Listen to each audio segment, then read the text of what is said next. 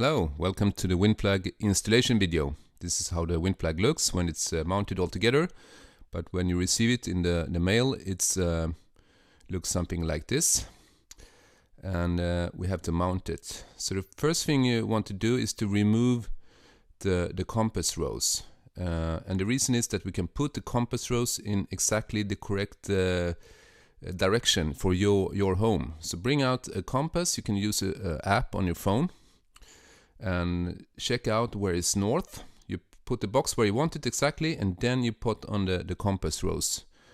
So in my case, north is like this, and we secure the compass rose into the box. So if I turn it upside down now, you see it will not move. Next thing we want to do is to mount the flagpole into the lid, and please don't break the flagpole. It's a 3D printed part, so use your thumbs low on the flagpole and secure it into the lid. And finally, put the lid into the box and calibrate the arrow to north. Okay, then put in the cable, and you find an old mobile charger, and you put the mobile charger in your wall socket, and you're gonna boot your WindFlag. Next step is to take out your phone and go to Settings and Networks. I do this on Android. You can also do it on a computer if you want to. And on my internet settings here, you'll see that a new access point will show up called WindFlag. So just click WindFlag, and this page will show up. And here you click Configure Wi-Fi. You will see your home Wi-Fi in this list. So you click your home Wi-Fi and you use your own password that you use for your Wi-Fi and click Save. Reboot your WindFlag by remove the wall socket from the wall and put it back in again. And then you start your phone again and you go to Settings, Wi-Fi. Make sure now, this is very important, that you are connected to your home Wi-Fi on your phone, on not 4G, okay? Go to internet, and then when you check your access points now, there is a new network. This network is also, we're not going to connect to it, we just want to write this IP address down. And in my case, it's this IP address, and you have another IP address. Write it down. Don't connect to it. Start a browser, and in your browser, this is where you put this IP address in. So in my case, it's 216 at the end. You have something else. And now we are in the web interface. This is where we configure our weather stations. We can start with Whole-View, and Whole-View, you need a station ID and a password, and this is free of charge. You just email the Whole-View company, and they will give you a password for the stations that you want to use. So in my case, now I'm connected to a station called Hammarsbackar, and it will take 2 minutes until you get the WindFlag will move. So now it says 0 wind, but it will move. Everything is correct, is as expected. And then every 2 minutes you will get new weather information.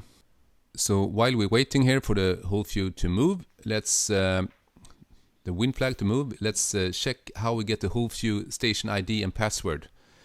You go on the Whole-View web page, and you find the station you want to monitor, and here in the URL you write this number down. So in my case it's station 214. You want to monitor probably another station. So you have your stations, and now you need to send an email to Whole-View. And you tell him, hey, I bought the WindFlag, I want to monitor those stations, and you give him the numbers, and he will generate passwords. And you get those passwords back, and you just put in the data in the field, and you're up and running.